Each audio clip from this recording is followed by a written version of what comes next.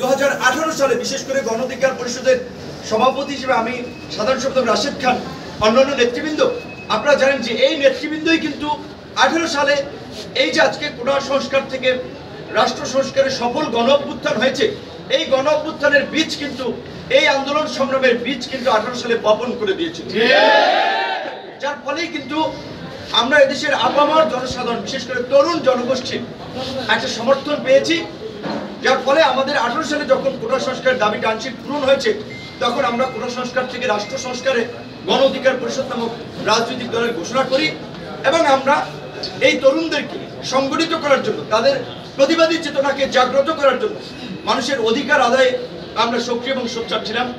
হামলা, মামলা, নির্যাতন, নিপীড়নও কিন্তু আমরা দমে যাইনি। আমাদের দলের ঘোষণাপত্রে আমরা বলেছিলাম যে এই রাষ্ট্রের সংস্কার প্রয়োজন, দুর্বৃত্তায়িত রাজনীতির বিপরীতে একটা ইতিবাচক সৃজনশীল পলিটিক্স দরকার, বিভাজনের বাইরে এসে জাতীয় সংহতির রাজনীতি প্রয়োজন।